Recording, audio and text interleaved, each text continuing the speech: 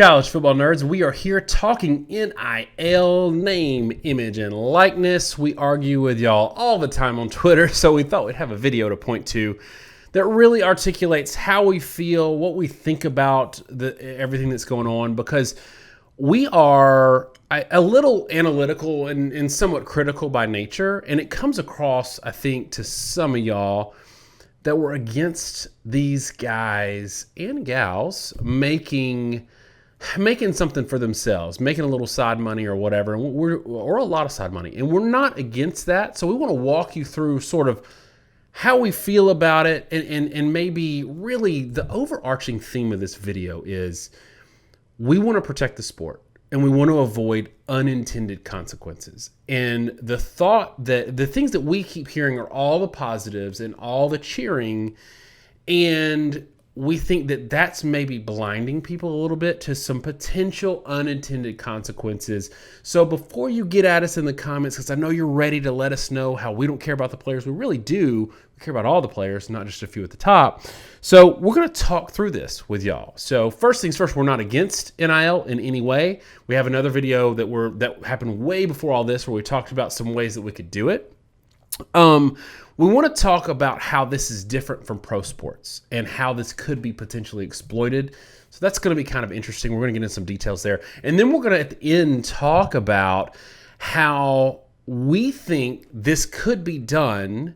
And maybe we can't put the toothpaste back in the tube, but if we get this opportunity in the sport, how this could be done and benefit the sport's health and everybody involved. So hang around for the whole thing. Let us know in the comments as you go sort of what you think about all this, and we'll get rolling. So first thing, Josh, I think it's worth maybe you articulating the number one thing I see the comparison to is pro sports and how people should be able to work and earn a wage for what they're worth.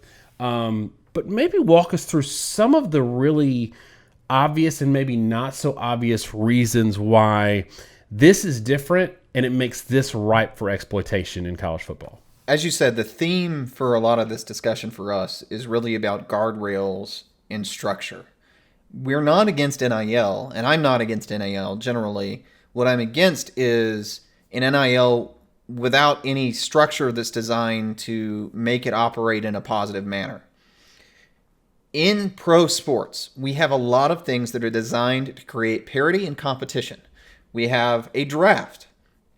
We have salary caps. We have contracts tied to free agency. And what those things do is really takes away a lot of freedom of choice for the players. They don't have an option where they start out. They go to whoever drafts them. They're going to be paid based off slot in the NFL, and it's usually something similar in other sports. The teams that are drafting them have a salary cap, so there's only so many guys they can retain. When their contract ends, they enter free agency. There's a process for that. Even in free agency, they don't have total freedom to go where they want because you still have the salary cap issue. And in that regard, every team sort of gets everything sort of evenly distributed. That concept is important. And college has none of it. College football has open recruiting, and all college sports do. But particularly in college football, it is a depth-driven sport. So you've got 85 players, and they always talk about the quality of your team is really determined by your top 45 guys. It's not college basketball where 2 or 3 guys can make your whole squad. You need 40 players of high quality to be a championship level program. And you're able to amass those players however you want to do it. I mean, the 2017 class from Alabama that ended up winning a couple titles, I think they had, 8 first-round draft picks? I mean, it's just insane what came in that one crop. That has created a lack of parity already. But when you start talking NIL, when you start talking about how programs can maybe do things to mess around with how you bring players money, now you're straining those guardrails even more.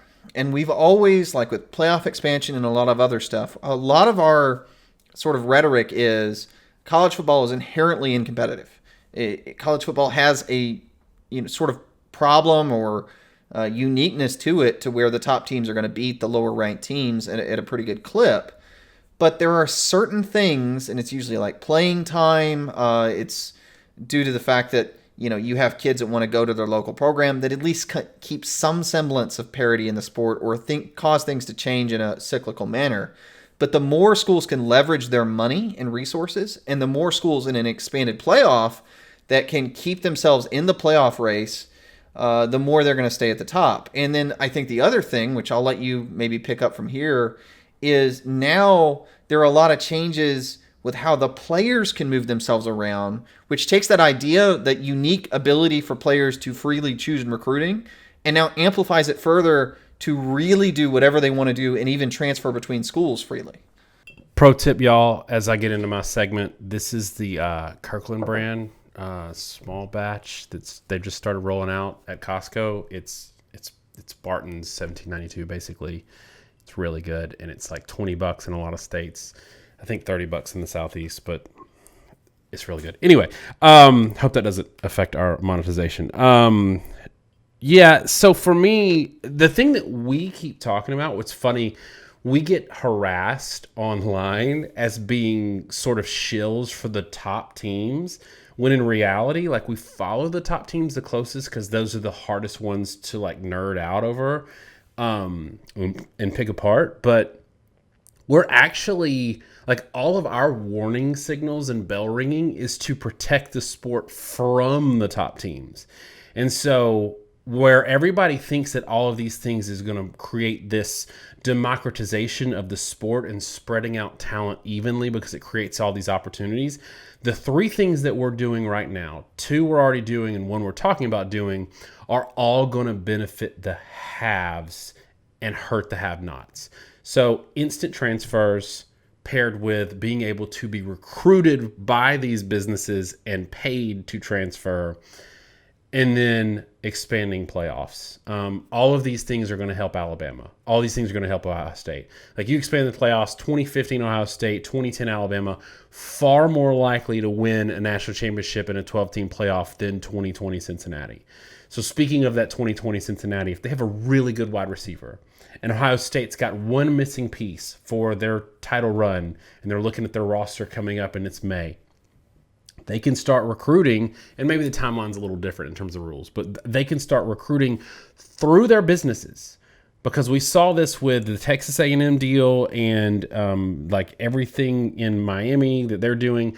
Through these businesses, they can reach out to these top players and say, hey, come play here, and we'll give you X amount of dollars. And now basically bagmen are legal.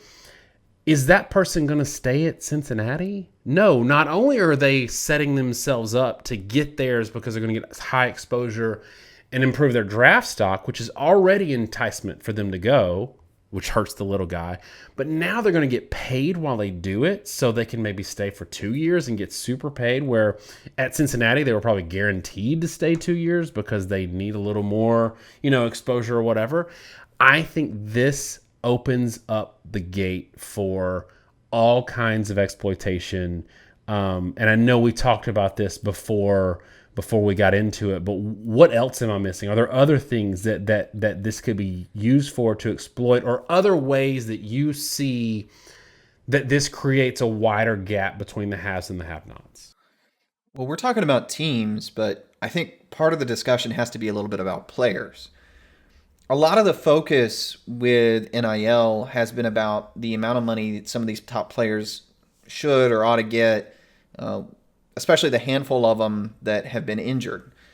But I'm not sure enough attention's being paid to who is getting the money and who's not. I mean, the third string, right guard is not going to get the same money that the starting quarterback's made. And like you talk about this top player that goes to the big program, he's going to, maybe he chases the money and he leaves Cincinnati for Ohio State, in-state school. And like you're saying, it's not even that Ohio State has to recruit him. The businesses are going to want him to be attached to Ohio State for exposure. And they're going to say, hey, if you were to transfer into the in-state school, I'd love to do a deal with you. And he's sitting there in the state of Ohio. There's going to be a lot of pressure for that. But what happens to the other kids at Cincinnati? They're not going to get the same deals, and they're not going to get the same exposure. And that's going to cause the program to fall a little bit further behind. And even at Ohio State, the backups aren't going to get the same deals and exposure. And that's going to have a couple effects, I think. The first is, it's easy to say, well, those backups will transfer somewhere else where they get exposure. Sure. They're going to transfer from one name school to another. You're going to see maybe a little bit of shift in power with teams that are at the top. Miami, that $500,000 deal is an example. Brand name schools are going to be able to pull those deals. And maybe a school like Clemson that doesn't have quite the same base as Texas will start losing some influence to Texas, who can outspend them. But it's not going to help Cincinnati. And then for the players relative to those teams, the guys at the top that are starting are going to make seven figures, the Bryce Young numbers. And the guys that are second or third tier, the guys that probably need the money or are getting banged up, which is the classic case of guys that sacrifice their body for the sport and then don't end up making it pro, they're not going to get NIL anyway. So the ones we're really enriching in the current system are the kids that are already going to get rich for the most part. And yeah, there have been some guys like, there was a story with Dylan Moses who was, I think, didn't go in the first round of the draft and he got some huge insurance payout. He lost money, but he still had a safety net because they have insurance packages now for those guys at the top of the sport. It's the guys that are the backups, developmental players, and they're the ones that are going to never get NIL money, and then they're going to get hurt, and then they're still not going to get NIL money, and they're not going to go pro. It doesn't actually help them at all. And that draws me to something that I think both of us agree on. However you feel, this should not be a political discussion. I'm sure some people will take it that way. There are times where regulation is a good thing. And there are times where unionization or collective bargaining is a good thing. And this is one of those examples. There's a reason the NFL Players Union exists. The NFL Players Union has in recent years driven down the money at the top of the NFL draft to the lower rounds of the NFL draft, such that everybody that goes in the NFL has a better shot to make a decent salary for a while, draw some savings, and it's not so much a lottery deal for the people at the top. College doesn't have that. And, Daniel, maybe I'll let you take this a little bit, but we sort of created the exact opposite scenario by letting the players negotiate individually where there's no sort of collective negotiation or structure in place. Yeah, and what has happened, we pushed this for a number of years, and to get the groundswell of support for this, we used the plight of the third string right guard. He's going to leave college basically used up by these programs, have nagging injuries, maybe have major injuries, maybe CTE concerns, and nobody cares about this guy after he's gone. And we've used his plight to get traction for this, but in reality, he's not the one that's benefited, as you said. The guy that's benefiting is the guy that's going to get rich anyway. And I'm still okay with the guy that's going to get rich anyway getting some of his now. I'm okay with that. The problem is there's no guardrails. The problem is the unintended consequences that are just obvious for anybody to see. The things that we're talking about here are obvious, and I think nobody wants to talk about it because it kind of rains on the parade a little bit. But this is the problem with the NCAA. Had they gotten out in front of this and said, and just read the tea leaves and said, this is going to happen, then they could have said, we want this to happen and we want to help you. We want to be a steward of this with you and make sure everybody's protected. And so we're going to have a clearinghouse. And this is what we talked about in our original video. And this is why I'm glad you let me get in a little bit of a segment, because I'm not the attorney and you are the attorney. So I'm going to let you kind of talk about the benefits that this has. But if you think about just in terms of collective bargaining, because everybody's familiar with that in pro sports, that's both sides working together, both sides giving a little bit until it's painful for the health of the sport. This is, as you say, the absolute opposite of that, where we have all of these rogue agents, because literally every business is a rogue agent. Imagine if the Steelers could recruit, like businesses could recruit in Pittsburgh to get the one missing piece out of Kansas City from the Chiefs for their Super Bowl run. That would be chaos. We can solve most of this with a clearinghouse / collective bargaining, and I would love for you to just kind of tee that up and walk us through it. I teed it up. You walk us through it. So we started this video by saying that we're not against NIL. We're against NIL without any guardrails or regulation. And this is where that starts to come full circle. If you're going to have name, image, likeness, one of the more important things in my view is that there is some level of equity to it. If you're the starting quarterback at Alabama and you have a $7 million deal, it is probably at least somewhat the result of the brand that you're wearing and all the players around you that have made you successful. But in our current environment, the people that are acting are really the agents for the top. And I'll note, if you start to look at who's lobbying for a lot of NIL stuff or the people testifying, it's generally individual actors and it's agents for individual actors, people that represent people at the top of the sport, and their goal is to make their the people that they're agents for as much money as possible. Collective bargaining operates in the opposite principle, right? You're representing the whole and you're trying to make everybody as well off as you can. And like I talk about with the draft, in general, when you start to have collective bargaining, they are going to want to make sure that everybody gets some floor of money or some floor of security. And I would rather that exist to make sure that third string right guard gets some money so that he can take care of his bills. Maybe a lot of these kids come from bad backgrounds. They can help with their family, whatever they need to do. They're, got a little bit of that safety net. The biggest way that could be done is some form of clearinghouse. Now, this could be the NCAA.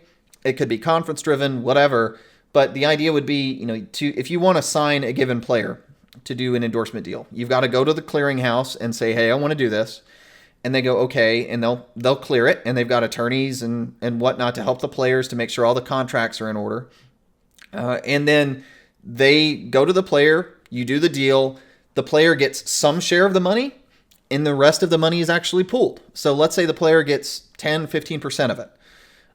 Then maybe another 60, 80% of the money is distributed to the other players at the school.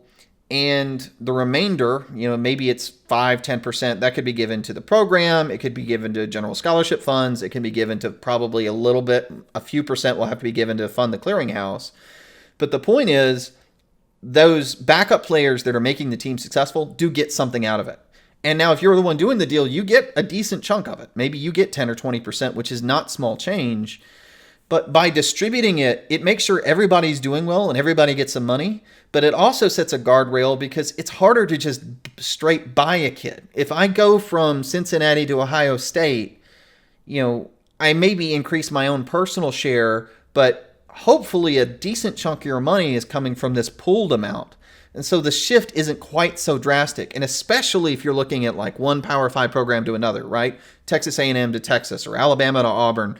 Those things kind of get evened out a little bit by that. And everybody does better as a result. So, I think, equity, fairness, and it's not even necessarily my stick to go into that too much. But in terms of just making sure all the players are taken care of, I think that's a far healthier thing. It's healthier for the teams. It's healthier in terms of creating guardrails so that players don't have this direct incentive to go to one school, and people can't buy a players directly, right? Because I've got to spend $100,000 to this kid to get him 10.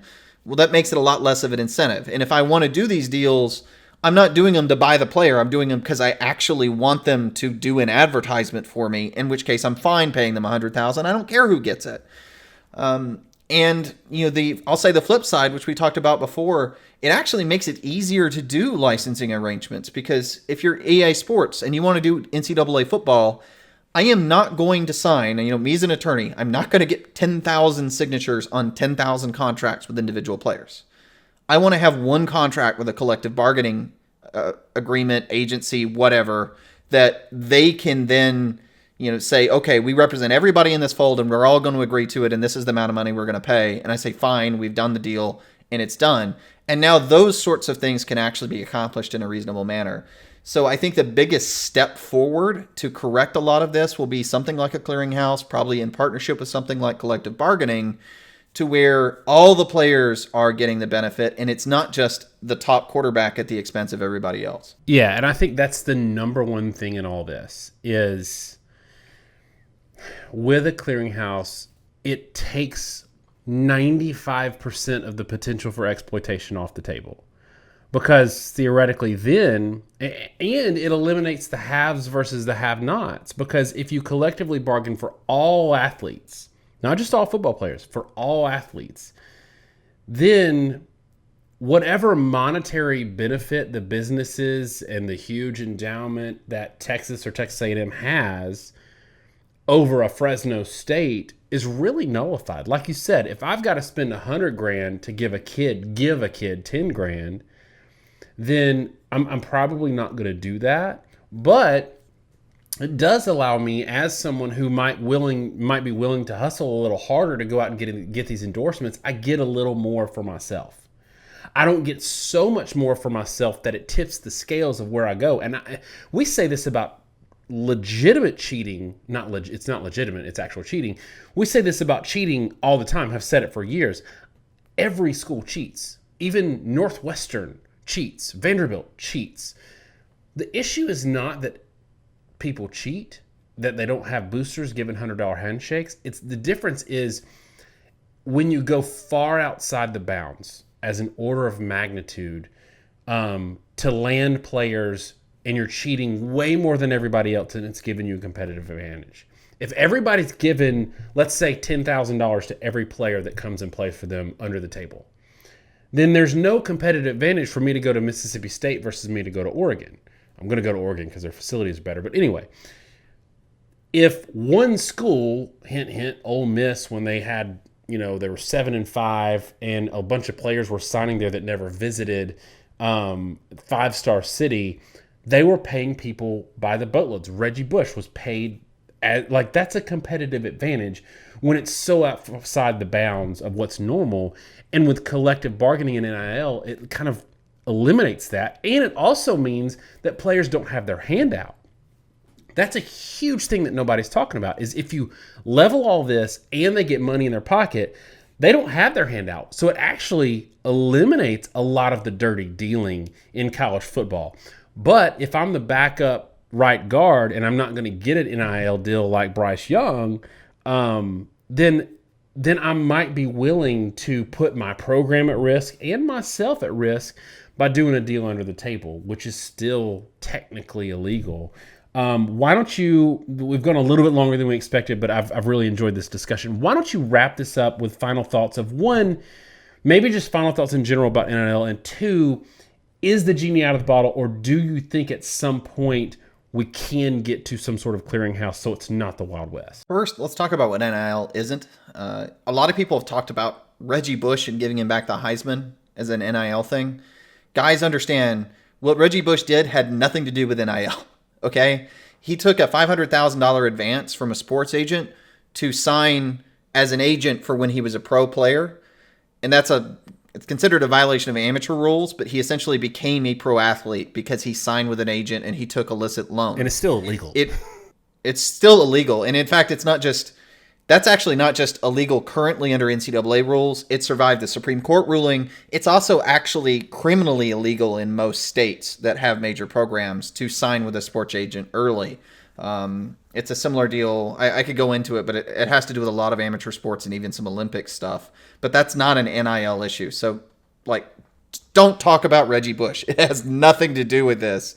He took money for a completely different reason. And taking money for those reasons it's not NIL. But I think we're going to have the Wild West for a couple of years, and one of two things is going to happen. Either stuff's going to kind of implode before it can be fixed, or it's quite possible that we're going to see some real rules and regulations. The states passed laws that took effect in July, trying to force the NCAA's hand, thinking that when they passed those laws, and they had 2-year gaps for some of them, like Florida, the NCAA was just going to be forced to put some sort of reasonable regulation in place. The state of Georgia, when they passed a regulation, they actually stipulated how much pooled money can be put into a clearinghouse in their regulation. Now, it kind of weirdly backfired because people don't quite understand how to read law sometimes. It didn't say the money had to be pooled. What it actually did was it capped the amount of money that could be pooled. It was a limit on pooling. It was not encouraging pooling, if that makes sense. Somehow, if I pass a law that says you can only do so much of X, The fact that I wrote a law about X to a lot of people means, well, you said I can only do so much about X. That means you're encouraging me to do X. And that's not what it is. It's the exact opposite. But the NCAA just didn't do any of it. They didn't actually manage to pass any regulation before the laws took effect, and it put us into this complete Wild West scenario. So my hope is in the next year or two, some things are probably going to go really off the rails really, really fast is my prediction.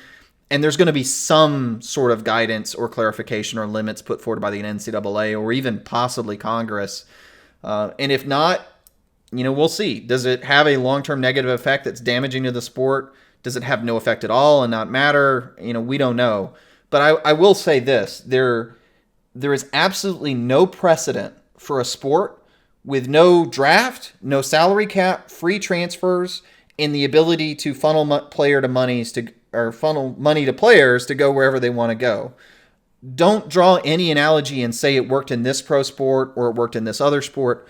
The situation we're in today in college football and, college basketball as well is completely unique. No one knows how it's going to turn out. Nobody knows what the positives or negatives are. And the NCAA, Congress, schools, and players, along with us, are all finding it out at the same time.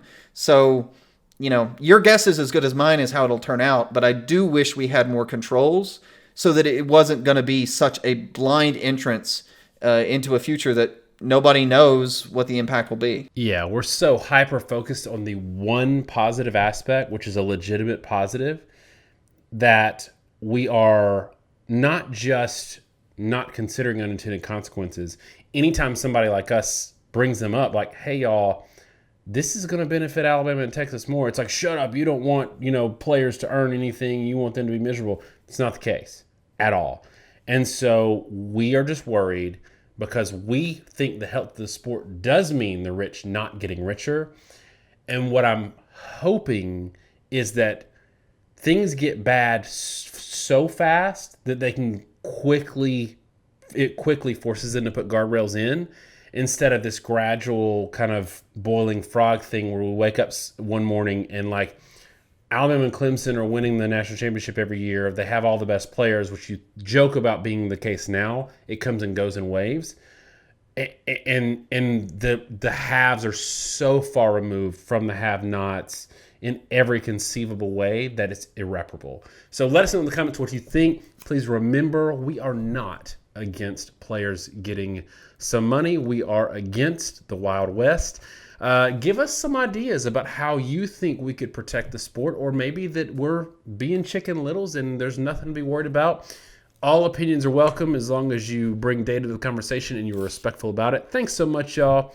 Have a great week. God bless, and it is great to be back.